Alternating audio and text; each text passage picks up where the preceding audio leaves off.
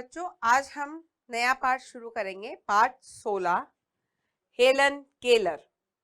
Helen Keller ये एक जीवनी है, एक सच्ची व्यक्ति की सच्ची कहानी, जीवन की सच्ची कहानी इस पाठ में हमें बताया गया है।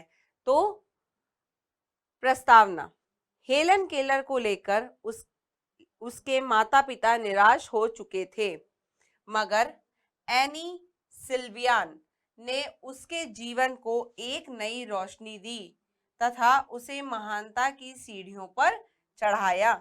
इस कहानी में हमें बताया है, हेलन केलर नाम की एक बच्ची थी जिसके मम्मी पापा, जो उसके माता पिता थे, वो एकदम निराश हो गए थे। लेकिन एनी सिल्वियान नाम की जो एक उनके जीवन में एक एनी सिल्वियान नाम की अध्यापक आई, उन्होंने उनके जीवन को एक नई रोशनी दी और उसे महानता की सीढ़ियों पर चढ़ाया।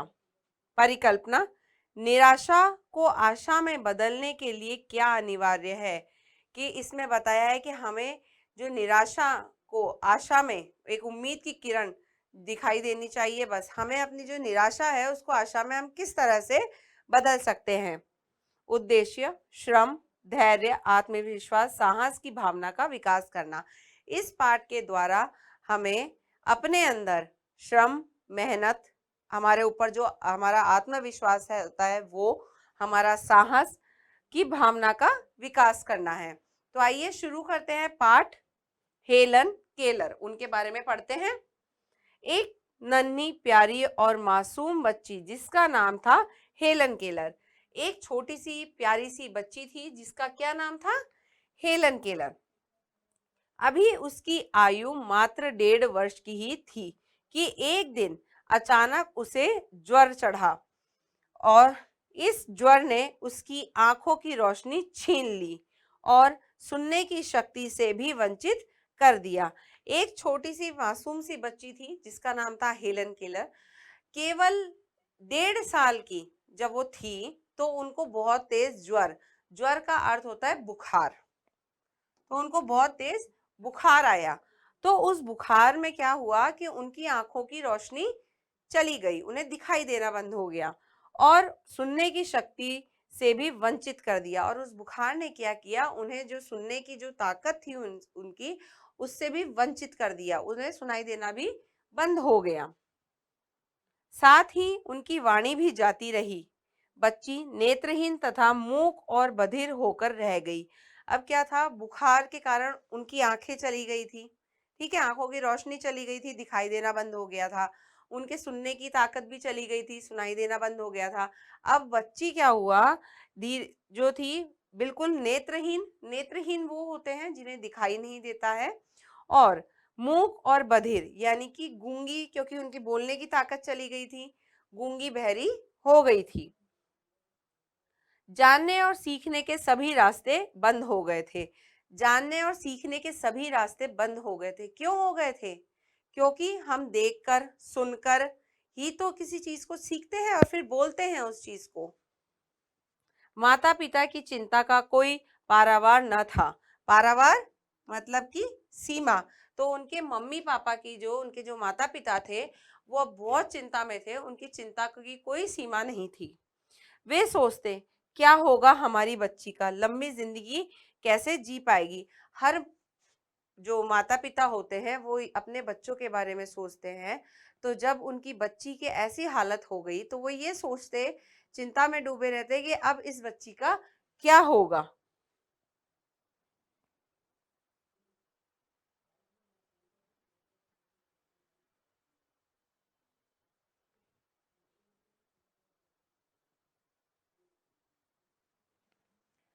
हम कब तक सहारा दे पाएंगे, सहारा दे पाएंगे, ऐसा क्यों कहा? क्योंकि बच्ची जो है गूंगी बहरी हो गई, अंधी हो गई।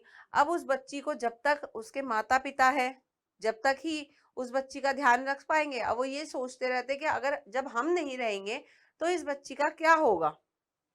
जैसे जैसे बच्ची बड़ी हो रही थी, माता पिता की चिंता बढ़ती जा रही थी, परंतु जब उनको बच्ची की बुद्धिमता और समझदारी का एहसास हुआ तथा उसके अंतर चक्षु खुलते नजर आए तो उनकी चिंता धीरे धीरे दूर होने लगी। अब क्या था, बच्ची धीरे धीरे बड़ी हो रही थी, तो उसके माता पिता की जो थी चिंताएं और बढ़ रही थी। लेकिन जब उसके माता पिता ने यह देखा कि बच्ची बहुत बुद्धिमान है, यानी कि वो बहुत ज्यादा हम कह सकते हैं उसकी बुद्धि का बहुत तेज है, बुद्धि से तेज है। तो जब उन्होंने ये देखा कि बच्ची बुद्धि से बहुत तेज है और समझदार है, तो उन्हें अंतरचक्षु अंतरचक्षु होते हैं अंदर के नेत्र, अंतरात्मा जो होती है, कहते हैं ना अंतरात्मा, अंतरचक्षु हमारे अंदर के नेत्र। एक हमारा छठी इंद्रिय होती है कि हम जो देख रहे हैं वो सही है। तो उनके अंतरचक्षु खुलते नजर आए और उनकी चिंता धीरे धीरे दूर होने लगी। फिर एक दिन देवदूत बनकर आई एक अध्यापिका एनी सिल्वियान। फिर क्या था, वो चिंता में थे, लेकिन पता चला बच्ची बहुत बुद्धिमान और समझदार है। ठीक है, उनकी जो जीवन में कह सकते हैं माता पिता के साथ साथ और बच्ची के जीवन में भी एक अध्यापिका, एक टीचर आई जिनका नाम था एनी सिल्वियान। वो देवदूत एकदम हम कह सकते हैं देवदूत वो होते हैं देवता जिन्हें भेजते हैं हमारी मदद करने को, अपना दूत बनाकर। एनी स्वयं कुछ समय के लिए दृष्टिहीन रह चुकी थी। दृष्टिहीन यानी कि अंधी, वो कुछ समय के लिए वो खुद भी अंधी रह चुकी थी। वह उस नन्ही बालिका के अंधकार में संसार की पीड़ा को समझ सकती थी। वो क्या था, कुछ समय के लिए खुद अंधी रही थी, तो उन्हें पता था कि वो बच्ची कैसा महसूस करती है। तो उसके अंधकार में संसार की पीड़ा को वही समझ सकती थी, उसके दुख को वही समझ सकती थी। वह उनकी निराशाओं और विवशताओं को अनुभव कर सकती थी। वो क्या थी, उस बच्ची की जितनी निराशाएं थी, क्योंकि कुछ दिखाई नहीं दे रहा है, सुनाई नहीं दे रहा है, बोल नहीं पा रही है, तो अपने जीवन से एकदम निराश हो चुकी होती है, हार जाते हैं कि कुछ नहीं है। और विवशता इतनी कि बिना किसी सहारे के हम चल नहीं सकते, हमें कुछ दिखाई नहीं दे रहा है, तो छड़ी का या किसी व्यक्ति का सहारा चाहिए। उसने हेलन को अपार स्नेह, सहानुभूति और दृढ़ निश्चय के साथ अपने संरक्षण में ले लिया। अब जो अध्यापिका थी एनी सिल्वियान, उसने क्या किया कि हेलन को अपने पास रख लिया, बड़े ही प्यार से, सहानुभूति से और जो दृढ़ निश्चय के साथ में। हेलन की शारीरिक कमियों ने उसे थोड़ा जिद्दी और क्रोधी बना दिया था। अब क्या था, हेलन क्योंकि सुन नहीं पाती थी, देख नहीं पाती थी, बोल नहीं पाती थी, तो वो थोड़ा गुस्सा रहने लग रही थी। तो उसका स्वभाव कैसा हो गया था, थोड़ा सा जिद्दी और थोड़ा गुस्सेल। एनी ने अत्यंत धैर्यपूर्वक स्थिति को बदला और सीखने सिखाने का सिलसिला शुरू हो गया। अब क्या हुआ, हेलन जिद्दी थी, थोड़ी सी गुस्सेल थी, लेकिन जो उनकी अध्यापिका थी उन्होंने बहुत ही धैर्य से एकदम शांत रहते हुए उसको संभाला और सीखने, चीजों को सीखने के लिए उसे जो सिलसिला था, धीरे धीरे क्रम, सीखने का क्रम होता है सिखाने का, कि वो सीख रही है और अध्यापिका सिखा रही है, उसका सिलसिला, उसका क्रम शुरू हो गया। वह हेलन को माता पिता की सुरक्षा घेरे से दूर एक अलग मकान घर में ले आई। वो क्या हुआ, माता पिता से उसे दूर करके एक अलग घर में ले आई, जिससे वह आत्मनिर्भर बन सके। एनी के स्नेह, परिश्रम और धैर्य ने हेलन के स्वभाव को भी बदल दिया। अब वो एकदम मेहनत के साथ में, उसके साथ में जुटी हुई थी प्यार से, तो हेलन जो थी, जो कि क्रोधी स्वभाव की हो गई थी, गुस्सेल हो गई थी, तो उसका स्वभाव भी बदल गया। वह अत्यधिक विनम्र और आज्ञाकारी बन गई। वो एकदम शांत स्वभाव की हो गई और दूसरों की आज्ञा मानने वाली हो गई। एनी के प्रोत्साहन और प्रेरणा के फलस्वरूप केलर अपने होठों को हिलाकर बोलने का प्रयास भी करने लगी। एनी जो थी, अध्यापिका थी, वो उसे प्रोत्साहन देती थी कि तुम कर सकती हो। तो प्रोत्साहन यानी कि दूसरों को जो है, हम जब भी प्रोत्साहन कुछ सीखने के लिए उत्साहित करते हैं, तो वो प्रोत्साहन होता है। तो उसके फलस्वरूप क्या हुआ, वो अपने होठों को हिलाकर कुछ कुछ बोलने की कोशिश करने लगी। वह एनी के होठों को छूकर शब्दों को सीखने लगी। अब क्या हुआ, एनी उनकी टीचर थी। हम जब भी देखा गया है, जब कोई गूंगे बच्चे होते हैं तो वो क्या होते हैं, कोई शब्द पकड़ने के लिए होठों पर हाथ लगा के, वो एक साइन लैंग्वेज होती है, एक सांकेतिक भाषा होती है कि किस तरह से होठ हिल रहे हैं और उसी तरह से अपने होठ हिलाते हैं। तो जो बच्ची थी वो अपनी अध्यापिका के होठों को छू करके ये देखती थी कि वो क्या बोल रही हैं। उसके मुख से जो पहला शब्द फूटा वह था वाटर। पानी के लिए उसने अंग्रेजी में कहा वाटर। धीरे धीरे उस समय दोनों प्रसन्नता से नाच उठी। अब जब पहली बार उसने वाटर बोला तो दोनों बहुत ही खुश हुई और नाचने लगी। उसके बाद तो यह सिलसिला जोर शोर से शुरू हो गया। धीरे धीरे उनकी खोई हुई वाणी वापस आ गई। 12 वर्ष की आयु तक वह बिना अटके बोलने लगी। उसने कई भाषाएं सीखी। उसने शतरंज और ताश खेला। इसके अलावा तैरना, घुड़सवारी और नाव खेना भी सीखा। अब क्या है, पहला शब्द बोला वाटर, वो इतनी खुश हुई कि और आगे सीखने के लिए अब वो जोर शोर से लग गई। धीरे धीरे उन्होंने अच्छी तरह से 12 साल तक की वर्ष तक, जब वो 12 साल की हुई तब तक वो अच्छी तरह से बोलना सीख गई थी। इसके अलावा उन्होंने शतरंज और ताश खेलना भी सीख लिया, तैरना, घुड़सवारी और नाव चलाना भी सीख लिया।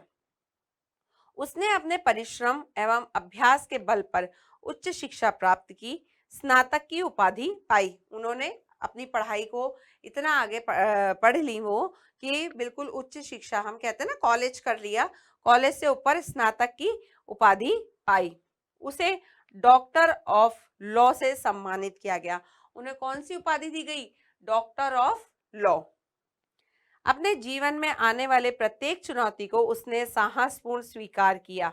उसका मानना था कि यदि जीवन में बाधाएं न हो तो उन्हें पार करने का आनंद भी नहीं मिल पाएगा। वह सबके लिए प्रेरणा का एक स्रोत बन गई। अब क्या हुआ, उन्होंने यह माना कि अगर हमारे जीवन में कोई भी चुनौती नहीं हो तो हम आगे नहीं बढ़ सकते, उस चुनौती का डटकर सामना नहीं कर सकते।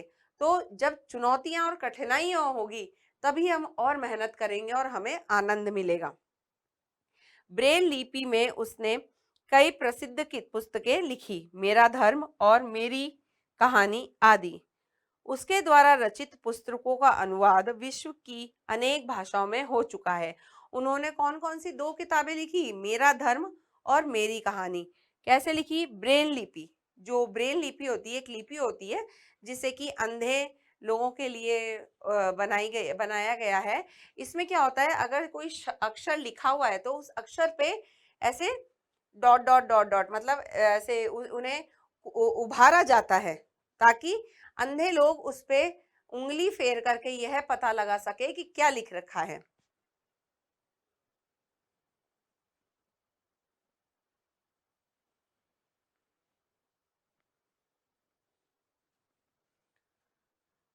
उनके द्वारा कही गई बात, ईश्वर एक द्वार बंद करता है तो दूसरा भी खोलता है, लेकिन हम बंद की ओर इतनी देर तक ताकते रहते हैं कि जो द्वार हमारे लिए खोला गया है उसे देख ही नहीं पाते।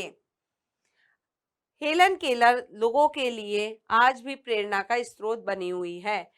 हेलन केलर ने क्या कहा कि अगर भगवान हमारे लिए एक द्वार बंद करता है तो दूसरा द्वार भी खोल देता है, लेकिन जरूरत इस बात की है कि हम खुले हुए द्वार को देख सके, है ना, कि हम देख ही नहीं पाते हैं। अगर हम कोई अंधा है या कोई किसी अपने शारीरिक क्षमता से अपंग है तो वो अगर ये समझ ले कि मैं तो ये कर ही नहीं पाऊंगा, कुछ नहीं कर पाऊंगा, ऐसा कुछ होता ही नहीं है। अगर इंसान चाहे तो वो सब कुछ कर सकता है, सब कुछ।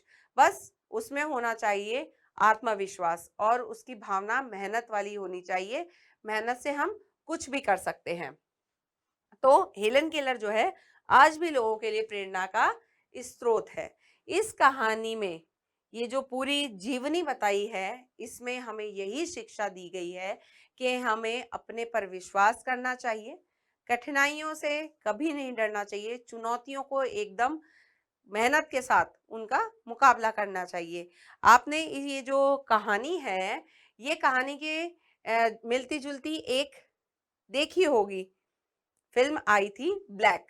उसमें बताया था कि एक टीचर कैसे एक बच्ची की जीवन बदल देता है, वो भी गूंगी, बहरी और अंधी होती है। तो वो इनसे कुछ मिलती जुलती थी, है ना। ये तो असली है, वो एक फिल्म थी। तो अब हम इसके शब्दार्थ देखते हैं। ज्वर, बुखार, वंचित, विमुख, नेत्रहीन, अंधी, बधिर, बहरी, अंतरचक्षु, मन रूपी आंखें, सिलसिला, क्रम, उपाधि, पद, शक्ति, ताकत, वाणी, बोली, मुख, गूंगी, बुद्धिमता, समझदारी, दृष्टिहीन, अंधी, प्रोत्साहन, उत्साह, स्रोत, उद्गम स्थल।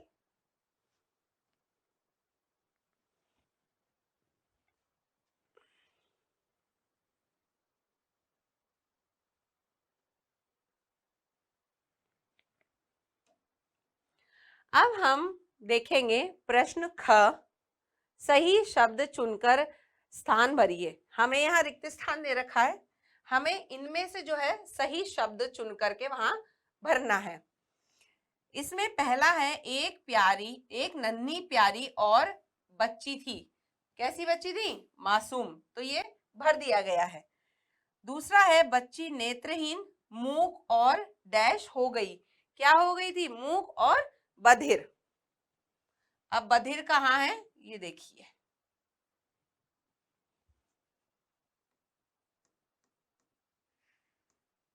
बधिर। तीसरा है, वह अत्यधिक खालिस्तान और आज्ञाकारी बन गई थी। कैसी बन गई थी? वो बहुत अत्यधिक विनम्र। ये रहा,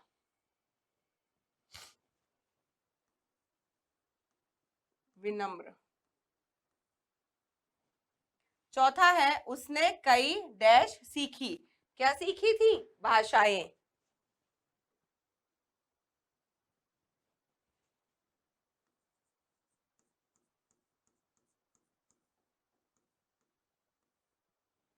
पांचवा है, वह सबके लिए डैश का स्रोत बन गई। किसका स्रोत बन गई? प्रेरणा।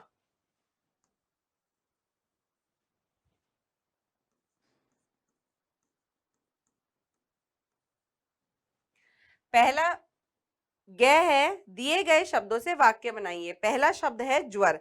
ज्वर का अर्थ होता है बुखार, तो इसका वाक्य बनेगा, कल से मुझे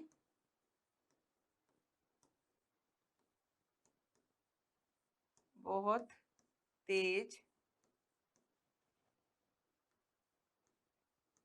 ज्वर है। फिर है मूक। अब है, मूक का अर्थ होता है गूंगा। इसका पूरा वाक्य बनाएंगे, हमारे पड़ोस में एक मूक बच्चा है। हमारे पड़ोस में एक मूक बच्चा रहता है। तीसरा है परिवार। हमें परिवार के साथ अच्छे से व्यवहार में रहना चाहिए, या फिर मेरा परिवार बहुत बड़ा है। मेरा परिवार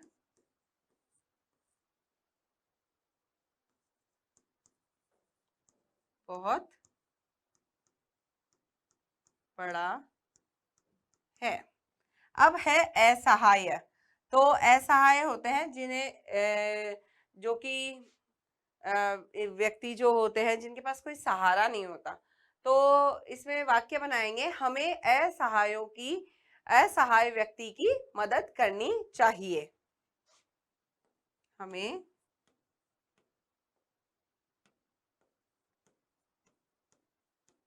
असहाय व्यक्ति की मदद करनी चाहिए। अब है उपाधि। उपाधि है, उपाधि जो होता है पद होता है, इसका अर्थ होता है पद। तो उपाधि का वाक्य है, कल दीदी को स्नातक की उपाधि मिली। ठीक है,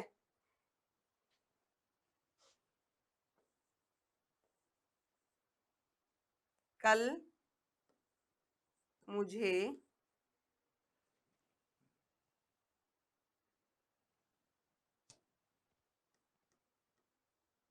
कल मेरी बड़ी बहन को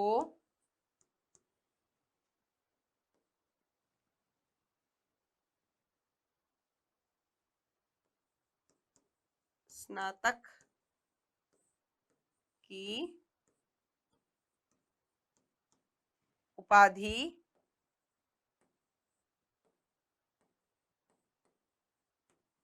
मिली। अब है प्रेरणा। हमें अपने बड़ों से प्रेरणा लेनी चाहिए। हमें अपने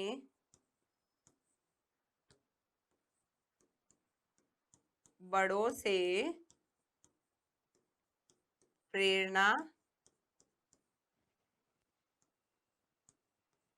लेनी चाहिए। अब इसका घ प्रश्न है, सही विकल्प के सामने सही का चिन्ह लगाइए। हमसे यहाँ प्रश्न पूछा गया है, उसके हमें 3 विकल्प बताए हैं। जो सही है उसके आगे हमें सही का निशान लगाना है। पहला है, हेलन को ज्वर कितने वर्ष की आयु में चढ़ा था? 1.5 वर्ष, 2 वर्ष या 3 वर्ष? तो हेलन केलर जब 1.5 वर्ष की थी तो उनको ज्वर चढ़ा था। दूसरा है, एनी सिल्वियान हेलन की जिंदगी में क्या बनकर आई? एनी सिल्वियान सेविका, परिचारिका या देवदूत?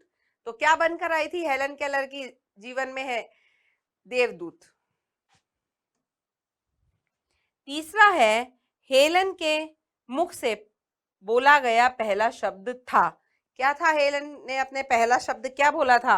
वाटर, सन, डॉटर। क्या बोला था? वाटर। चौथा है, हेलन ने कौन सा खेल खेलना सीखा?